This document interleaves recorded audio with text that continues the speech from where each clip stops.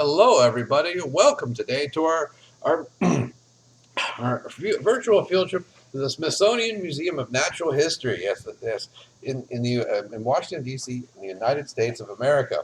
And as we go on this virtual field trip, yes, we're going to see many different things. And as we go through, you're going to be able to go through and go on this field trip all by yourself. Yes, using the on Nearpod or going to the web using the QR code and connecting to the Smithsonian's website here. And as you go through, you can click on certain arrows, and arrows will take you from one location to another as we go through the different places in the museum. Also, you can click over here. There's an area that says ground. You can close this one first, and you hit it open up again, and there's certain small dots that you can go to click different locations. Right now, this is the Rotunda South, the very entrance of the museum. Then you click on the other small dots to go to different locations. And we're going to go through and see the dinosaurs here in the Hall of Deep Time, and then going to the fossil lab and understanding different kinds of fossils. And then there is another hallway here with African voices, understanding African culture.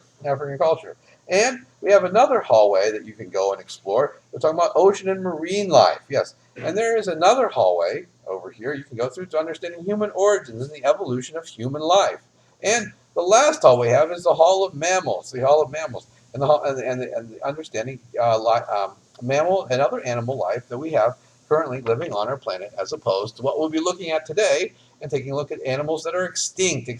So now I'm going to close this, and we're going to go and turn around here and going through. You can see here the rotunda, the very large area, and there's a very large African bull elephant here that we have here to take a look at. Yes, and going and turn here and going, yes, to the main entrance here and seeing through a journey through deep time. Yes. And you can see here at the entrance, an entrance to the museum. Now we're going to take this side path first to go over here and go through the not so distant path. Take a look and see different creatures that we have. These are different kinds of mammals that have existed that are no longer with us, that are extinct. Yes, and we can see their bones here. Yes, in the museum here, and there are some different kinds of birds and mammals which have gone extinct during the Cenozoic era. They're all mammals, and there's also sea creatures as well, like the sea cow. Yes, and other kinds of creatures as well. Yes, taking a look as we look through our path here, and understanding what we're looking at here in the museum. And what we're looking at here, maybe you might recognize this. And this creature right here, this is the fossil of an Eohippus. Yes, an Eohippus is one of those animals we talked about earlier. An Eohippus was the very first horse. The very first horse had 5 toes, remember. And this is a fossil of the very first horse. Since we can't actually see horses, this is the only kind of the only remnants that we have to understand them. These very first horses that lived millions of years ago, and this is a fossil of them, of one of them. And this fossil here was produced whenever this Eohippus had died and had fallen into a riverbed. And whenever it fell into the riverbed, it was covered by layers of sediment and dirt. And as it was covered by layers of sediment and dirt over processes of millions of years and stayed under the earth, the animal decayed, and slowly became into a mineral deposit. And you can see other animals as well that also died during the same time. There are some fish and other creatures here, yes, and other things as well that were preserved in the bottom of this riverbed here. Yes, the bones of this Eohippus here that we have. Yes, and this fossilized creatures. And we have other fossil creatures we can see here, some good examples as well. Many different small ones as well. We can take a very good peek at here. It's some birds, fossilized flying birds here, yes, as well. And we also have some other dragonflies and other kinds of insects and many kinds of fauna, yes, many kinds of plants as well. And most fossils that you do find, if you do occasionally, some people do occasionally find fossils, and they're mostly plants. The vast majority of fossils that people do find are of plants, since they are preserved easier than animals, yes. And we have one very large, very well preserved fossil of a lizard that fell into a river. Yes, it fell into a river here. And you can see by the fish here, just like the Eohippus, it was also preserved in a similar situation. Yes, in a similar situation as the Eohippus was. And also we have some fossils of fish as well, which have died and sank to the bottom of wherever they were, the body of water, wherever they were, and covered by sediment as well. And then their fossils were preserved. Yes, and that's how we have all of these bones that we're seeing here in this hall of the Hall of Paleontology here. Yes, in the Hall of Deep History And you can see here an understanding about the dinosaurs, which we're taking a look at. There's one thing that caused these animals to become extinct. And there was a mass extinction event. And there is a theory that the Earth was struck by an asteroid. And this maybe not completely caused it, but was a very strong part of the start of the fall of the dinosaurs. Yes, the fall of the dinosaurs, the extinction event with the asteroid striking the Earth.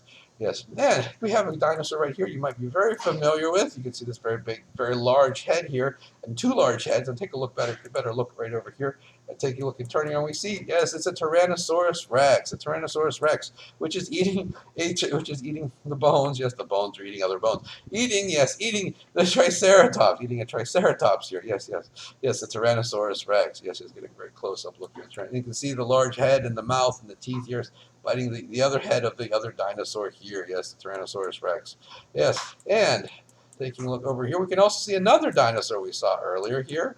We saw here is the Diplodocus. You can see the very small head of this very large sauropod and the very long neck and very large body of the Diplodocus. And we can take a look a little bit further down here. We click and take a look. You can see a good view, another view from a different angle of the Diplodocus, which is a very large sauropod. And it was a plant eater as opposed to the Tyrannosaurus Rex. And you can see here, I also have this example here, and this is an example of the leg bone of one of these very large sauropods from a Brachiosaurus, which stands about 6 feet tall or about 2 meters tall. It's a very large bone that you can see is taller than the average man. It's taller than the average man. And this was just a leg bone from one of these very large dinosaurs, yes. And taking a look and going down a little bit further here, taking a look and going down this side, there's a Cambriosaurus there. And up here, you might take a look and see a pteranodon, a flying dinosaur, yes, that lived during the Cretaceous period as well, yes. And the tail, yes, the very large tail. We're looking up here and looking up. Ooh, we have the tail of the T-Rex over here, yes. And taking a look back over here, yes, and turning around, and we have another creature we talked about here. We're talking about birds and very early birds here, and we have the actual fossil remains of an Archaeopteryx. Yes, the very famous bones of an Archaeopteryx that we can see here at the Smithsonian Museum of Natural History. Yes, this famous deposit where they actually have the Archaeopteryx. And you can see the feathers, the pattern of the feathers that you can see with the Archaeopteryx. And dinosaurs and birds were very, very closely related in scientific speculation. Yes, in theory about the evolution of these creatures and how dinosaurs are very, very closely related to birds. Yes, looking at the data that has been collected by scientists, by paleontologists specifically, to understand the evolution of these different creatures. Yes, and looking at those, looking at the examples of some Archaeopteryx there. And we also have some other dinosaurs. We're going to finish taking a look up down here as we go down the hall here. We're moving ahead, and we have this here, yes, spike versus claws. Yes, you can see here, this is a Stegosaurus in the back, and in the foreground, we're in the front, yes, you can see here, there's a Ceratosaurus, a carnivore dinosaur. They're kind of fighting at it with each other. The Stegosaurus is successfully knocked down a Ceratosaurus here, but who knows who will win this battle? Yes. On the offensive and the defensive here. This display at the Smithsonian here, and there's and you can see the very end of the very long tail, very long tail. Just go all the way around to the end here of the Diplodocus. Very long tail. Yes. And those other sauropod dinosaurs as well. Yes, very large creatures. Now, we're going to take a look at some other creatures here as well. We looked at those, and we're understanding, yes, those different animals, and taking a look at other animals that we saw in our view. And we'll take a look here. We have what animal do we have here? Yes, and these are more mammals here. And we have the great deer, the great elk. You can see here some of the fossil remnants of the great deer, the great elk. You can see over here the Irish elk, I should say. The Irish, you can see those very large antlers of the deer here. Yes.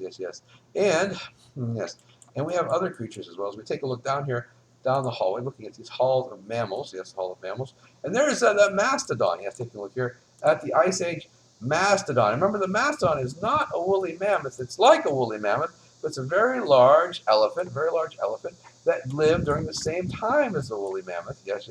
And these are the bones that we have of this mastodon. And there's other creatures as well. We can take a look down here at this one. Yes, taking a look here. Yes, and you can see there's different kinds of creatures that live during that. And there's an example of a woolly rhinoceros right there. Yes, lived in Eurasia. Yes, a picture of one there at least.